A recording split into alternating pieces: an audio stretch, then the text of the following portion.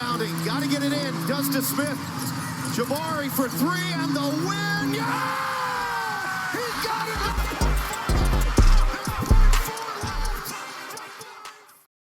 We are here to fuel your Rockets news. It's the Rockets Fuel podcast. Of course, I'm your host, Sharpe. You can always find me on Twitter at Binkley Hoops and find my written work over at Rockets on that side. I also make weekly appearances on Fox 26 with Nate Griffin, so you can always check me out, usually at 5:45 in the morning, talking about your Houston Rockets. And on today's show, of course, I wanted to talk about the All-Star reserves were announced today. I definitely wanted to break that down and let you know who made it and who didn't make it. That probably should have made it for the Houston Rockets. And also, I wanted to give my quick thoughts on three possible realistic trades that the Rockets could make before the trade deadline actually this week, coming up really fast here soon. So I definitely want to go ahead and break that down. But of course, I want to go ahead and start with the All-Star nods. I want to start with the players that actually made the All-Star game for the Houston Rockets. And actually, there's only one player, and that's Kevin Durant, who made his 16th All-Star game. They announced that early today on NBC. He is the only Rocket to make the All-Star game. It's only three players, if I'm not mistaken, that have made more All-Star games than possibly maybe four that have made more All-Star games than Kevin Durant. So that's number 16 for Kevin Durant. Of course, he's having another great season. He's pretty much on his way or pretty close to being able to pull up another 20 or another 50, 40, 90 season. He's got the 50% shooting down at 51%. He's got the three-point percentage down at a little over 40%. Free throw shooting has slipped a little bit lately. He's at around 87% or 89%, but he has a chance to bump that up, in the second half of the season. But just real quick on that, he won't be doing that. He won't be adding to it in tomorrow night's game against the Indiana Pacers, as he was ruled out early today with a left ankle sprain. Don't know if he's going to miss multiple games. If I had to guess, I probably would say no. Maybe we'll probably learn a little bit more about that tomorrow. But as of now, Kevin Durant will miss his first game due to injury. He missed a couple of games for personal reason early in the season. But this is the first game he's going to miss due to injury. It's going to be tomorrow against the Indiana Pacers, which the Rockets, even without Kevin Durant, should still win the game if they actually come out and play like they're supposed to. They should still win that game. But again, Kevin Durant did make his 16th All-Star game. It was announced today. The bigger news probably, because Kevin Durant making an All-Star team is no surprise, but Alperen Sengun did not make the All-Star team. I think for right now, what they do now, they don't base it on position, so it's all positionless, which would be fine, except for the fact that the players that made it over him, LeBron James, I can't be surprised. He's going to make it on there regardless, just because he's LeBron James. But the one that really kind of surprised me, and the one I think that's going to kind of stick with Rockets fans and Alperen Sengun fans, is probably going to be Chet Holmgren. Don't get me wrong, Chet Holmgren is a good player, really good defender. One of the better defenders in the league.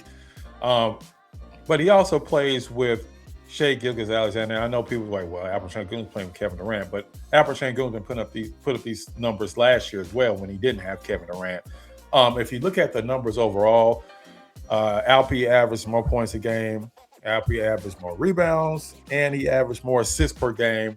Chet Holmgren does shoot a little bit better from the field, of course, from three-point range, and has more block shots per game. But overall, I know Chet is probably, like I said, a better overall defender, but Alperen Sengun has improved his defense as well, so you can't say that he's a liability on defensive end. So to me, that's probably like the biggest shock, that Chet Holmgren made the team, but Alperen Sengun did not make it. Some of the other players that made it, no surprise, like the Jamal Murrays and Anthony Edwards of the world. Again, like I told you with LeBron, even if his numbers weren't up there, he's winding down his career. It's one of those they're gonna vote him in regardless type things. But Chet Holmgren is the one that kind of I'm surprised that he made the All-Star team over Alperen Sengun. Like I said, if you look at the numbers, if you look at their importance to their team, you can take Chet Holmgren off the Thunder. Would they be better with him on the court? Of course. Would they be a whole lot worse with him off the court? I wouldn't necessarily say that's the case. But if you, like we've seen before, you take Alperen Sengun off this team, even with Kevin Durant, this is a totally different team. Alperen Sengun has a lot more responsibilities on the offensive end than Chet Holmgren does. Like I said, he's improved on the defensive end. And he's still, even though he struggled at times throughout the season and he's been dealing with injuries lately, he's still shooting 50% from the field, still, like I say, averaging 21 points. And he's still playing some of the best defense of his entire career. So the fact that he did not make the All-Star team is definitely a big surprise to me. But even though fans don't have anything necessarily to do with this reserves being voted, a lot of times it comes down to a popularity contest as well. They see the Oklahoma City Thunder. They figure, well, they still have the best record in the league. They should have more than one All-Star. And that's, to me, that had more to do with the fact that Chet Holmgren deserved more than Alperen Sengun, which, in my opinion, he really didn't. So Alperen Sengun does not make the All-Star game, which is can also be a blessing in disguise now that they give the teams more time off between the All-Star game and when they have to come back. Now, Alperen Sengun can take some time off. He can rest that ankle that he's been dealing with the last couple of weeks. He can take some time off, get some rest, and he'll be ready to go for the second half of the season because the Rockets, before the All-Star break, have a really difficult schedule. They have a lot of games in a short period of time. And now, like I said, Kevin Durant will be out tomorrow. I don't know if he's going to be out for Wednesday game against the Boston Celtics. But now he's going to have to take on more responsibility. So, to me, him not making an All-Star game, I think it could be a blessing in disguise if you really think about it, because now he can get some time to rest that ankle and just rest the rest of his body, which I'm sure he's pretty much beat up at this point in the season. But again, like I said, Kevin Durant makes his 16th All-Star game. Alperen Sengun, unfortunately, does not make the All-Star game. So in the All-Star game, you'll just have Kevin Durant, and then in the Rising Star game, you have Reed Shepherd and also Tristan Newton, who played for the Rio Grande Valley Vipers, a guy that they signed not too long ago, a guard, around 6'5" guard that's been playing for the Vipers for the last few weeks. So that'll be the only people making it or playing in the All-Star game, unless Amenthompson maybe does the dunk contest. I seriously doubt it. I don't think they've announced all the All-Star or the dunk contest participants, but I'll be surprised if he actually does participate in the dunk contest. So I think it's just going to be those three guys that's going to be representing the Houston Rockets and the Rio Grande Valley Vipers. But I also wanted to talk about possible trades, because as we know, the trade deadline is coming up really fast here. Hasn't been a lot of movement. We just found out today, in the last couple of days, there have been a couple moves. We've seen Dennis Schroeder get moved again from Sacramento to Cleveland, if I'm not mistaken. And Hunter went from Cleveland to Sacramento. Keon Ellis also went over to the Cleveland Cavaliers. That was one trade that's happened here recently. So it hasn't been a lot of movement. It hasn't been a lot of buzz. The really big buzz, of course, has been Giannis, which I honestly would be surprised if he gets traded right now. If I had to guess, he'll probably get traded during the offseason, because I just think it makes sense for teams to do it then and not necessarily now, just because you kind of want to see how this rest of the season going to play out. He's also hurt as well. So he's going to be out for several weeks on top of that. So with the NBA trade deadline coming up Thursday, I wanted to kind of break down and talk about a little bit with the Rockets, just kind of off the top. When I was doing these trades, I thought about something realistic. I know a lot of people have been like, well, they should trade Fred VanVleet because he's really the only guy that you can trade that makes any kind of money. Problem is, Fred VanVleet has a implied no trade clause, which pretty much means that it's not technically in his contract that he has a no trade clause, but he can opt out and not go to any team after this season that trades for him, and then that team just basically loses him for nothing. So he would have to agree to go anywhere. And Fred really likes Houston. That's why he resigned. I don't think he really wants to go anywhere. And he definitely doesn't want to go to a team that has zero chance of winning the title. So that's why I think Fred is really kind of off the table, which really takes away a lot of what the Rockets can trade for. Unless you're going to be trading that way, Alperen Sengun or Kevin Durant, you're not going to be making any major trades. And that's why when I do these three players, you're not going to hear players like a Drew Holiday or a John Morant or any of those type of players because they make too much money and the Rockets just don't have the salaries to match. And with the Rockets right up against the first tax apron, they can't really make a lot of moves because they have to match salary. They can't take in more salary than they're sending out. So that's a big problem when you're making any of these trades. And another thing is, even if you want to talk about trading players like Jabari Smith, his new contract hasn't kicked in, so he's only making around $12 million, a little over $12 million this year. So again, you kind of run into that same problem. Next year, when his new contract comes in, he's going to be making a lot more. And then that's when you can, put him in bigger trades. But right now, you can't really do that. So you're really looking at players making around $12 or $13 million a year. And on top of that, even if you're going, let's say, players making $6-7 million a year, now you run into another problem because when you re-sign Jae'Sean Tate, he's not making $7-8 million anymore. He's only making a couple million. Same thing with Jeff Green. Same thing with a couple other players. So the only players within that range are players like Tari Eason. Reed Shepard is making around $10 million a year. You're not trading Reed Shepard. So that's where it's really dicey on who you can move. And also Clint Capella, who was possibly a trade target or person that could possibly trade out. But now with the Steven Adams injury, how exactly do you trade out Clint Capella unless you're trading for another center to bring in to take his spot? So that's where the Rockets, the Steven Adams injury kind of just negated really trading away Clint Capella. That really took away one of their trade chips because at this point you don't have any other centers on the roster. And with Alperen Sengun dealing with his injuries on and off, it'll be really hard pressed to trade Clint Capella, let's say, for a guard. So not a lot of options. So keep that in mind when I go through this list and you're like, why are you talking about so-and-so? Because the Rockets don't have a lot of options. Honestly, they may have more options on the buyout market, but with the new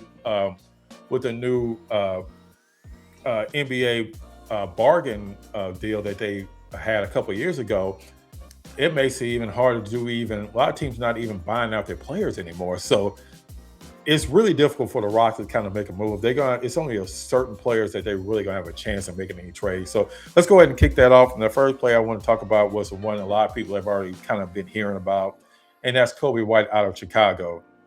And what makes Coby White so interesting is he is a one of the better scoring guards in the NBA. If he was to come to the Rockets, he wouldn't be coming to come off the bench. I think he would pretty much come in as a starter. Maybe he wouldn't start the first few games or whatever, just trying to get used to the team. But he would be the starting point guard for the Houston Rockets. Right now, he's averaging around 19 points. Some of his numbers are down this season, but you also have to factor in he's playing for the Bulls. The Bulls are the Bulls. He'll be coming to a much better team if he comes to the Houston Rockets. But what's the most interesting part about when it comes to Coby White is kind of his contract. It's the fact that he's making around $12.8 million a year. And why that's really interesting is because the Rockets have another player that's around that same salary, and that's Dorian Finney-Smith. Now, keep in mind when I'm talking about any of these trades, I'm not necessarily talking about draft picks because the Rockets probably would 100% have to throw in some type of draft pick to get Coby White for like a Dorian Finney-Smith. Let's just be honest, because Dorian Finney-Smith is still coming back from injury. He hasn't really been playing that well. And I guarantee other teams know that he hasn't been playing that well. So they're going to be looking for the Rockets to give them some type of draft picks to bring in a Coby White. So that's where you got to kind of balance it if you're the Houston Rockets. Yes, you do need guard help. You need somebody else that can score. There's somebody else that can at least run the offense when you're struggling. That's something that they don't have right now. But you also have to weigh in. Do you really want to give them Brooklyn's unprotected pick? Do you really want to give them any other future picks that you have of your own draft picks?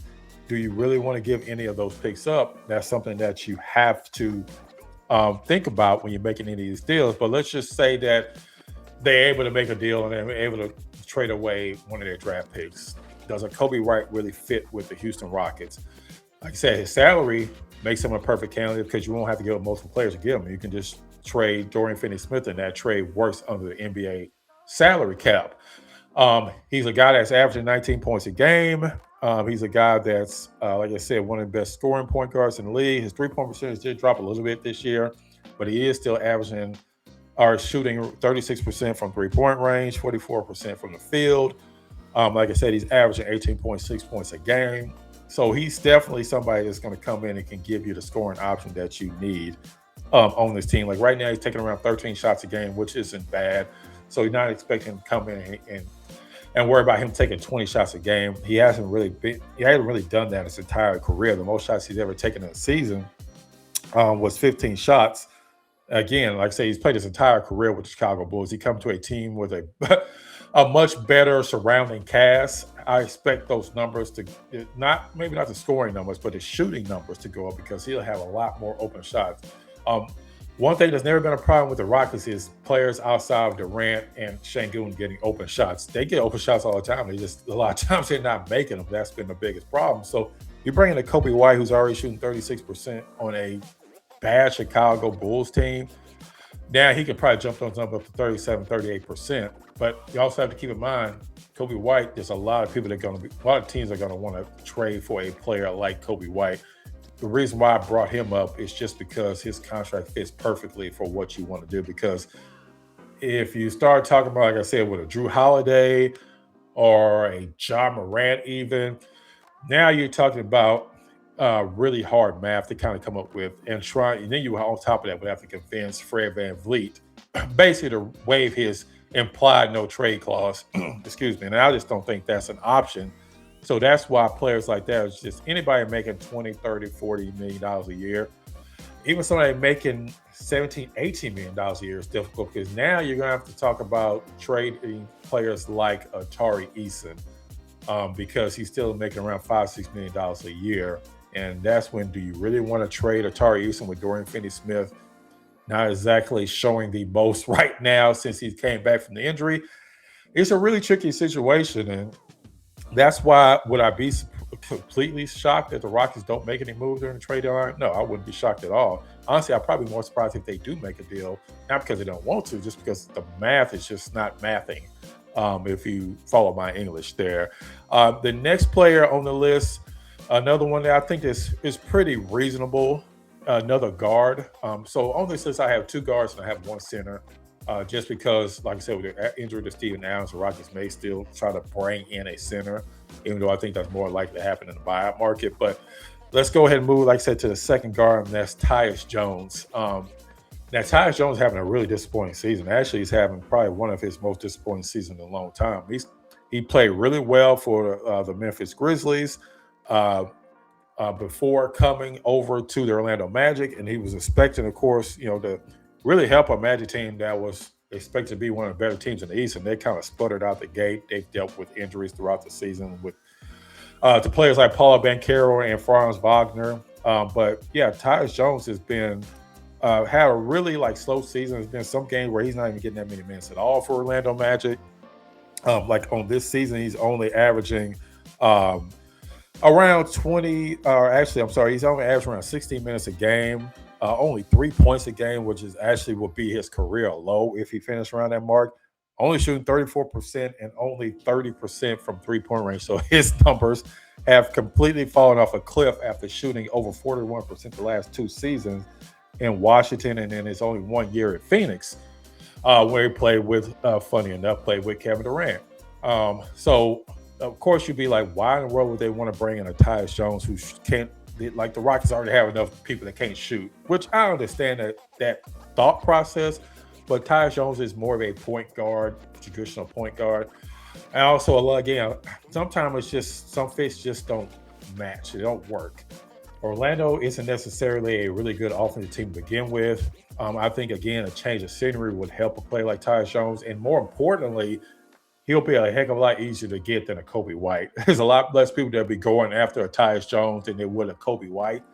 So that's something that you also have to factor in, that the Rockets won't be the only team going after any of these players. So it's not like just say the Rockets just do an NBA 2K and just pick out a player and get whoever they want. They could be competing against several other teams that are also trying to get these same players, and some teams that are in a better cap situation than Houston Rockets are. So like a Tyus Jones, I think, would be a good option because you won't have to give up much to bring him in.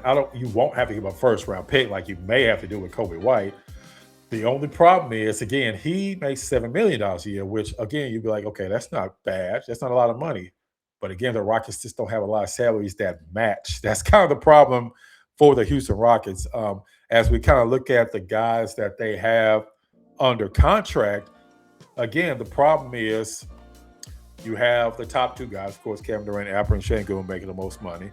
But then you have next up would be Fred VanVleet. We already talked about him. He's not going anywhere.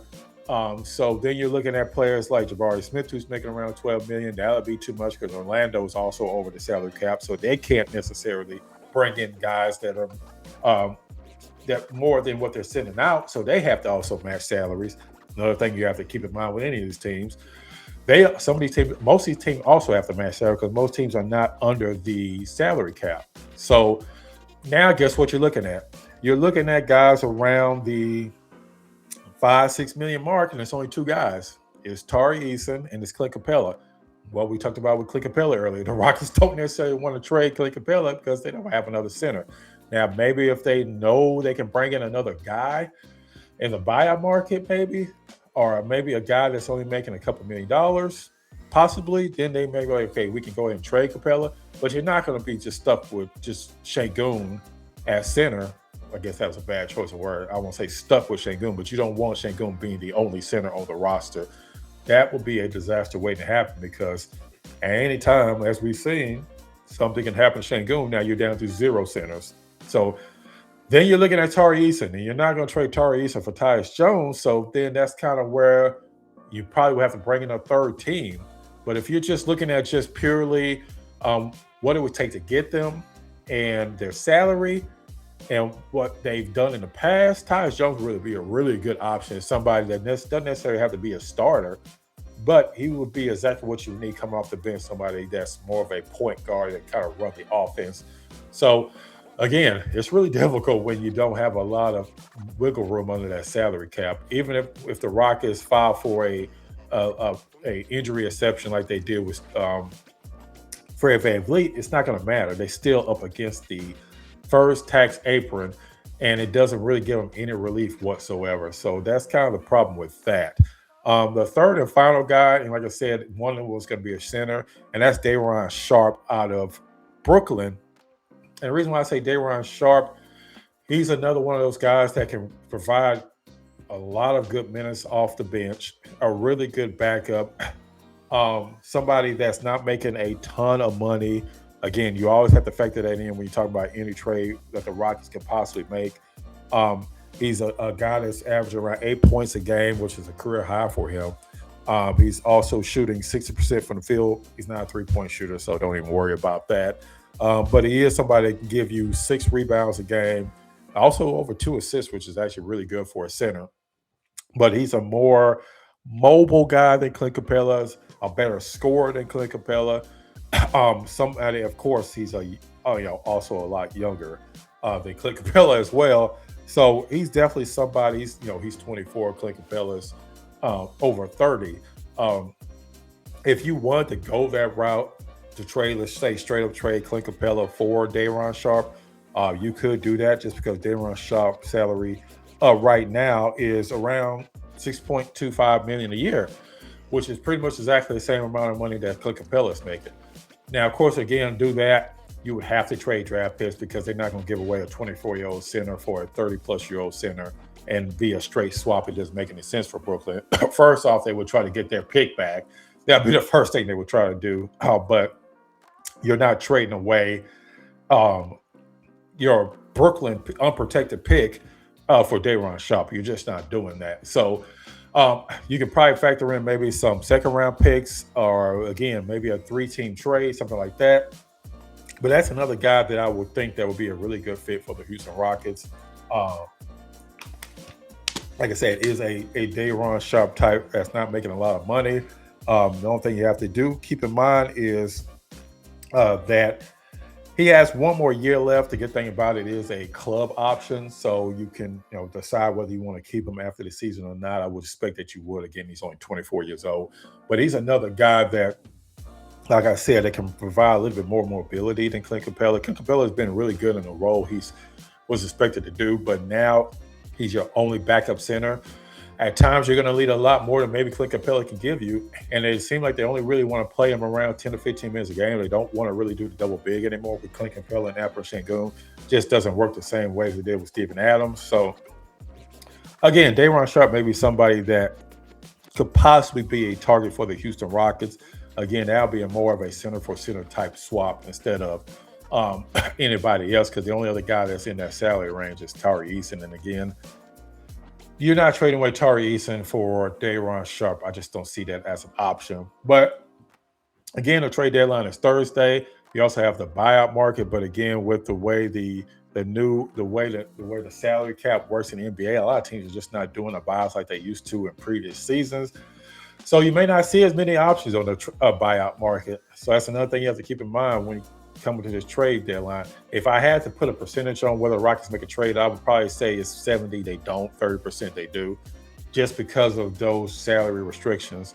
And they may just try to see what they can find on the open market. Hey, Spencer Dinwiddie said he wanted to come to the Rockets, and he doesn't have anything going on right now. So I guess that's possibly an option right there. But that's, like I said, when anybody's talking about making these trades, you have to think, does the salaries make sense for the Houston Rockets?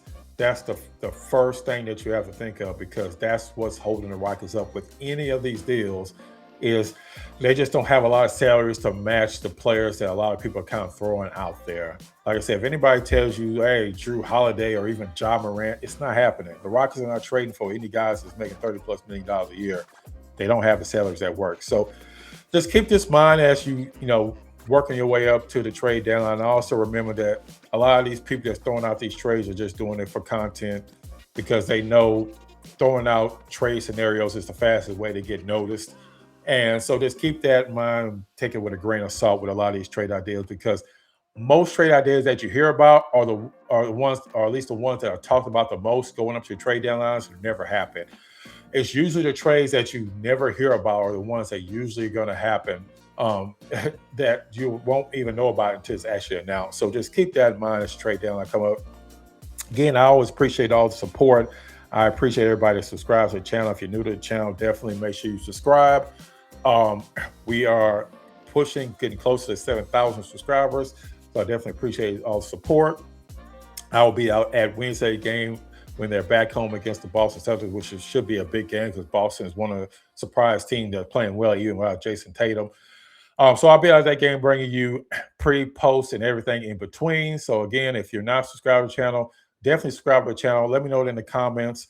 What do you think of Alperen Sengun not making an all-star team? Do you think he should have made it? Who do you think he should have made it over? And also, what do you think of the three guys I mentioned? And are there any other realistic guys you think the Rockets should go after on the trade market? Definitely let me know down in the comments.